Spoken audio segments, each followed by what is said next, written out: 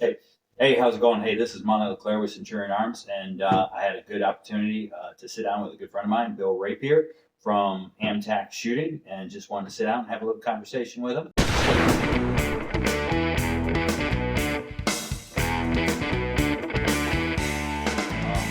Hey, thanks for coming along, Bill. Thanks for having me on, Mark. Yeah, me and Bill have known each other for years at teams. What was it? 18 Delta. 18 Delta, I think, is when we first met. Yeah, 18 Delta. So 96. yeah, sounds about the time. Yeah, early 96. Actually, the shirts were 94. I think it was 94 because it was like 194, or was it? I checked into the commander. See, this is how long it's been. 96. Yeah, I think you got there a little bit ahead of me Yes. because yeah. So yeah. But it's been a long time. Yes, nonetheless, yeah. So it's been a long time. So basically, me and Bill, obviously both on the SEAL teams, went to different coasts after 18 Delta, kind of bumped into each other here and there. But after a little while, we were kind of getting closer to the end of our careers, and we kind of we were sitting down trying to think where we even reconnected at. Yeah, so I remember during some of the SCAR testing stuff that was going on, I remember bumping into you there for some of that. And then, yeah, I think probably SHOT Show somewhere. Yep. But bumping into each other at SHOT Show. And then, yeah, I think we saw some other friends there. And then, yeah, just kind of reconnected.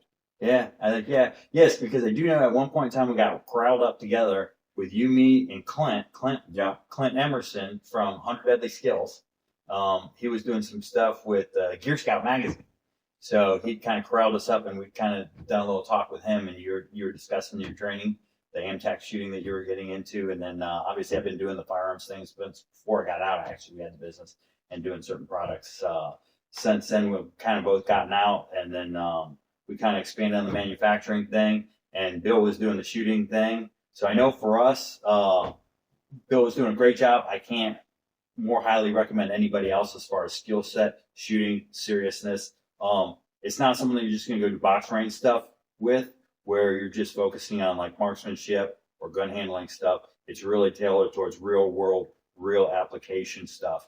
One of the things that I know that I did even when I was active, I went out and I actually took a lot of training courses on my own with other tier 1 operators, the Vickers guys, a lot of the other guys in general. And a very different course that you'll see that Bill does is it's much more, theirs is applicable, but just in the shooting, you kind of deal with it as in a holistic fighting aspect. You kind of roll it all into a fighting aspect and not just breaking it down into shooting.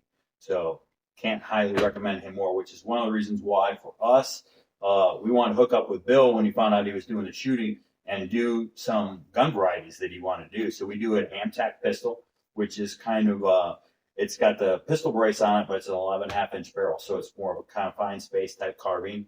And we make that for Bill. We use the hammer forged barrels, spec'd out the trigger that Bill wanted, spec'd out the muzzle brake and flash hiders that Bill wanted on it, the way that he would use a gun and set it up. So yeah, we do that with you. We do the rifle, and we're actually looking at coming out with a 300 blackout. So it's a 5.5-inch one that you're gonna, now that the pistol brace thing has kind of disappeared again, gonna probably look at possibly bringing back a course related to 5.5-inch barrel, really small, compact bag type gun for compact vehicle use, carry on person, subdued stuff. So looking forward to that. Yeah, we've done that before the whole pistol brace thing became a thing. We had a course called the Compact Carbine Deployment course, and it was just the idea was so many guys now are running smaller carbines or smaller pistol brace pistols basically, and so we thought, hey, why not make a course that specifically speaks to the issues that you have, with deploying a smaller, right, something from a bag or something from a truck. When would it be appropriate to do that? What are the best tools to do that with? How do you set it up? How do you deploy it? What's actually the nuts and bolts? When would it make more sense just to pull your pistol out and get to cover and then get a bag gun out? So that ended up being a cool course. Yeah, I'm really looking forward to running that with 5.5-inch regular blackout from Centurion. Right. Great. I look forward to taking it from you. So hopefully when you guys loop back through that, it'll Yeah. be kind of an interesting thing, because honestly, that was something that was not anything that I ever had experience with work-wise. With that wasn't something in our necessary bailiwick. It could probably be more in some of the stuff that you dealt with, but I'm sure you've developed it further and obviously applied it to the civilian world a little bit more. So I'm looking forward to taking that with you. So it'll be good. Yeah, Looking absolutely. forward to it. So now I know you also have a training facility out where you live, where you have people you travel and do it. Hence, you're here with us now today, so we had the good fortune of running, having Bill out locally. But you have one out there. What kind of so if you're going to use the Amtech pistol that we do for you, how would you outfit it? What kind of scenarios and stuff like that do you look at shooting with it? So for a 5.5 inch gun, right, we're gonna slap a red dot on the thing. I like the T2s. I mean, that's probably what I think probably the perfect red dot is for a carbine. Maybe an Acro P2, like those things. I've got them on more and more systems now as 12 o'clock dots, and I haven't had any issues with them. But still for standaloads, I've been running more just straight Acro P2s. And then something on there, right? I truly believe everything does need a light on it.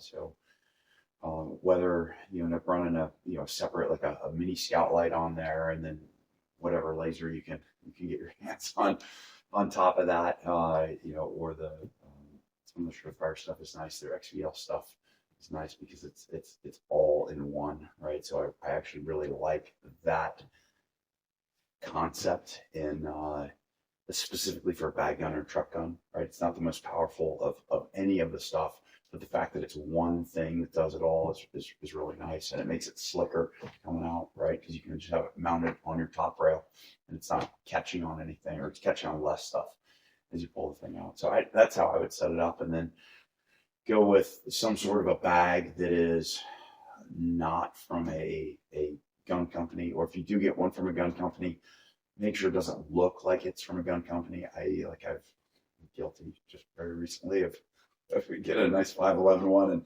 cutting everything off that said 511 on it, because it actually looks like a fairly neutral sling bag. But I know that every gun guy is going to recognize that branding, so I just stuck a blade to it and cut anything off that said 511 on the thing. But something like that. I mean, I've had students show up for that class with tennis rackets. One of my buddies did a great job. He actually had a sleeve of tennis balls and like a rag taped to the side of it. And he was actually whipping out a full size 16-inch gun from that. So I mean, like you can do, really it's sky's the limit. You have to figure out what works in your environment, right? If there's not a tennis court to be found in a 100-mile radius of where you live, then probably the tennis racket cover is probably not a great thing to do, right? You just need to figure out what fits in my area, whether it's a tool bag, and you're just going to keep your stuff in there, or some sort of a backpack, or, I mean, it's been funny, I think, seeing the acceptance of Molly, right? I mean, I travel a lot, and you see guys all the time that aren't military guys, don't look like military guys at all, and they have Molly, like a tan backpack full of Molly on the thing. So it just kind of depends on where you're at with what you get away with. But you should want something that looks non-discreet, and then you need to practice actually whipping the thing out in a safe manner and go and work with the thing. Okay. So that's the 300 blackout. Now, some of the training that you do, the way it's focused, or how would you set up the Amtech pistol with the 11.5 inch 5.56 barrel and collapsible stock? What scenarios do you play? So I run both, so I might have a few of these. Of course. I do. I run them with both T2s, and then also with either Attacker 1-8s or NX 1-8s on there Night Force stuff. I really like 12 o'clock dots on all my LVPOs. It gives you so much more capability especially for nighttime stuff, right? Passive shooting under knots. You can do it with an LVPO, but it's not ideal, right? Like the lighting condition needs to be right, and actually works fairly well if you push your own IR lume, but then you're emitting. So it's one of those things that I try to, if you're going to shoot passively, it should be truly passive. And just having that 12 o'clock dot on top of there works great. But yeah, I really like, in fact, one of the guns you built for me years ago, You slept on those proof barrels for the Oh, 11 yeah, and a half that's inch right. Remember that. proof barrel. I shot that out at Altus at like 927, I think is one of their targets. And can't see the steel move at all, but they got flashers. Okay. So, I like, didn't know you did. cool to know that like with a platform that is that small that you can actually reach out that far, right? And come quickly out of bags and move through buildings and whatnot. So it's a great capability. Yeah. as I mean, well. yeah, the LVPOs and the way you outfit it has a lot to do with how effective it is, and it just shows exactly how effective For sure. something can be. Yeah. So that's the 11.5-inch pistol that we do with you, and then the 16-inch, the basic carbine. Yep. So once again, it has a surefire break. Uses our hammer forged barrel, Yep. tab gas block, the CMR rail, trigger that you like. How do you see setting that up in the scenarios that you focus on and train optics and everything else wise? Honestly, for the most part, I set them up the same as the 11.5s. Either T2s on tops or night force attackers or NX 1-8. On some of the other ones, like the 6 arcs done for us, run 416s on that. Okay. Just a little bit. You can push a little bit further with that. That's a cool cartridge. That's right. Yeah, I almost forgot about the 6 R's. That's right. That's out there too. So if you're getting 900 yards at 11.5-inch, what do you get with the R's? So I haven't had a chance to push it as far as I can yet with that, but it will be further. Right. Yeah. There's no doubt about that. So okay. So you set up a lot of the 11, 5, and 16s, I guess, real similar to each other. Yeah. Which makes perfect sense to me in my head. So I guess your delineation then, if you were going to tell somebody, say a customer or someone that you're going to train, if they had both of them, when would you tell them to select one over the other? So obviously we're going to get more muzzle velocity out of the longer barrel, right? So if you were out in the open, right, that would be, if you weren't in and out of vehicles as much, right, I would lean towards a 16-inch. If you're in and out of vehicles a lot more, or you're doing more confined space stuff, I would lean more towards the 11.5. You're also going to get a little bit less muzzle flashes because you got more time for powder burn to happen, and the visual signature is something that I'm really, or lack of visible signature is what I should say, is what I'm a very big proponent of. Right, if your enemy can't see you, they can't shoot at you. So, right, the more propellant burns in the barrel, the better off we're going to be right there. So I would just tell guys, hey, if it's more open spaces, I'd lean towards a 16-inch gun, and if it's going to be more confined space stuff, 11.5.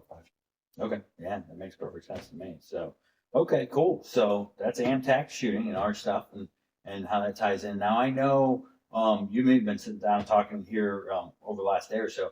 You are also starting to break out into new avenues of training as well. So there's AMTAC shooting that you're doing, but then there's AMTAC training, right? Yeah. Kind of fill us in on that a little bit. So this is an idea that we've been working on for 3 or 4 years now. Okay. And basically the idea is most guys, even guys that I would say are fairly serious about firearms training, about being ready to protect themselves and their families, when the way they approach training is they'll train with a guy that's good, 1 or 2 times a year, maybe 3 times a year. And then they'll go to the range on their own, maybe once or twice a month, and maybe shoot some drills, but there's not a systematic approach. So as I started thinking about it, right, my boys wrestle, I used to wrestle, I've been doing jiu-jitsu for a long time. And we just take the wrestling approach with this. If you told me that you were a wrestler, I said, oh, cool, where do you train? Like who you wrestle for? You go, well, twice a year they have this 2-day camp, and I go to that camp. And then I kind of just roll around on my own the rest of the time. Be like, cool, dude, you're not really a wrestler. Like, you go to camp sometimes, like, it's not the same thing.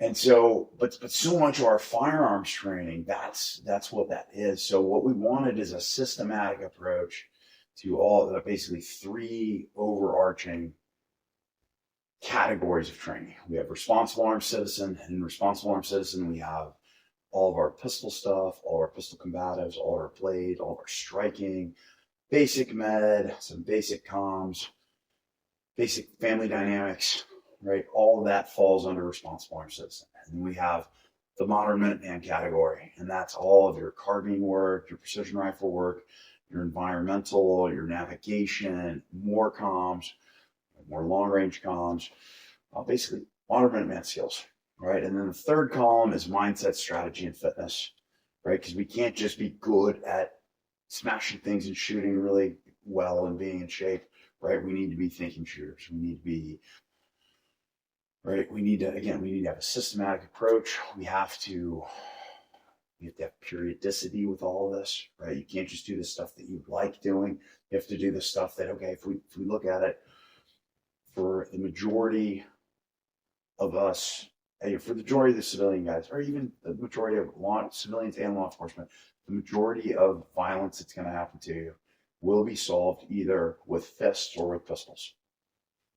So that should be, it's going to be 50 to 60% is going to be that. Then carbine stuff is great. I love doing carbine stuff. I mean, that's what we're doing. That's what we did all day today. Hence the little bit of a sunburn right here. And right, but love doing that stuff. But if you're grabbing your carbine and going outside in your yard and doing work, right, we've deviated from normal. Right? Like things have gone, down. Things have gone down significantly. So we're going to do carbine stuff, and we'll do challenging drills with carbine as well, but we'll do a little bit less of it. And then same thing, precision rifle. We'll work precision rifle. We'll work navigation. We'll work comms. We'll work med. Right, all these things that we need to do, and then we'll also, right, it'll be in a it's going to be an online community, but there's going to be a huge push for guys to have local training groups. So if you're part of the Indy crew, right, the expectation will be that on a monthly basis, right, because I'm going to be putting out drills and instructional stuff every month. And so the expectation will be that you will be out there at least once a month working these drills. And then you'll scribe your stuff and it'll get uploaded, and we can see how did the Indy crew do against the New Hampshire crew, right? Against the guys in Boston, against the guys in Atlanta, against the guys in Arizona, like just kind of all over. Like so I think it's going to be cool. It'll be encouraging, right? Anytime you get like-minded guys together like this, it use the biblical term, spurs each other on, right? And so that's what we want to do. We want guys that take the responsibility that we have as men seriously, for protecting ourselves and our families and our communities. And I think this is going to be a great way of doing that. So yeah, we're excited. I know we're going to have you on there. So awesome. It's gonna be great. No, that's going to be good. Yeah. And no, I think that makes a lot of sense. I like the concept of what you're talking about. It's like you kind of got a big tribe breaking down into smaller tribes. And like you said, spur each other on and kind of keeping guys engaged, having like that good spotter when you're weightlifting or anything else. Yeah. Having that other person that helps bring you in there. People that can critique each other and kind of keep each other straight at the same time. So was it steel? For sure. And steel? Is that Iron sharpens that's iron. iron sharpens iron. Sorry, so Yeah. you got that one wrong. I tried, but Close. yeah, you got the idea. No, and that's one of the things that I would say that I would really say is like with Bill, it's different. Like I said, I've taken a lot of the carbine courses from a lot of the military guys, and a lot of them approach it from, hey, this is shooting, and this is how we apply it. Whereas a lot of what I'm hearing you say, and I feel that you do, which I think is a really cool and almost a better way of looking at stuff, is like these are the situations you can find yourself in. These are the violences, things that you could have to happen. You need to have the responsibility to take care of yourself, and these are the tools that you can do to apply it. And it's a larger view, I feel like, and a view of like, this is the end result. Let's work backwards to how we find success there, as opposed to this is the tool I have and this is how I want to apply it. That's the whole third column. So right, the mindset, strategy, and fitness. It's not okay just to be able to hammer targets really well, to shoot fast splits, to be very, very, I mean, like all those things, you have to be able to do those. Yeah. But you also have to think about, when does it make sense to have a carbine in my vehicle? Like, how should I set it up? Under what circumstance would I pull the thing out? Like, when am I willing to do that? Mm-hmm. Right? All these things, like, you have to think that through, and you don't want to think that stuff through in a vacuum. You want to be able to discuss it with other capable men, right? With guys that you might not like the answer sometimes too, right? I mean, guys might say, you know what? I think that's a mistake. I don't think you should do that under these circumstances. And then we've got the ability to discuss and come to a conclusion and go, oh yeah, man, there's things that I've changed. I mean, I know years ago I used to say, don't pull a pistol out unless you're going to shoot someone. That's stupid. The cops pull guns out all the time, and it has a de-escalating effect because all of a sudden the guy realizes, whoa, like this is very serious. I'm not going to do this. So now, right, I've modified, and I say, don't draw any tool unless you have the willingness to do this. I see this progressing. This is happening. And now I'm going to draw. And if you come any closer to me with that knife in your hand, I'm going to shoot you. So stop right there. Right. So it's not necessarily, I don't have to burn this guy down, but I have to have the willingness to do that. And like those two are really close. But your life will be way better. Right. If I'm like, nope, not today, buddy. And he turns around and leaves. And then I call the coppers like, and my life is way better than me burning this guy down and having to deal with the consequences of that, even if it was a righteous shoot. Mm-hmm. So you cannot discard, the mindset, strategy, and fitness portion. No, that makes perfect sense. And something that I heard you say during some of the training, actually, Modern Warrior Conference that you'd said is a lot of times people go to these skill sets and they're just thinking about they had the mindset of I'm going to learn this stuff. I want to be the guy that walks in the room and I'm the baddest guy in the room and I walk in the room and I kick everybody's ass here, which is really kind of the wrong thing, I think, is you should walk into a room, go because the skill set I have, everybody in here is safe kind of thing. And one of the things that I heard you say that I really liked was you were walking through scenarios and talking about what the highest level win is. The highest level win was to recognize situations before they happen and sidestep them so that they ever happen. So you have the skill sets in case you need them, but it's a last case resort. But with that, as you said, with the mindset and to maneuver around it. So get used to violence so that you understand what it looks like and can avoid it if needed first. Yeah, it's always a higher level win to win with a lower level of violence or zero violence, right? That's always higher. Absolutely, yeah. So yeah, that was stuff that I preached that is very different from a lot of the other stuff. So awesome. All right. Well, hey, Bill, man, I am so glad that I got a chance to see you while you were in town, that I was in town at the same time. It's always great to see you. Great to catch up. And, thanks for sitting down with us. And like I said, we're going to put this out, and we should have some emails on our site with regards to Bill's new training app, AMTAC training and stuff. We'll put out some information on that. We highly recommend it. And once again, hey, thanks, Bill. Thanks for having me on. Yeah, great seeing you.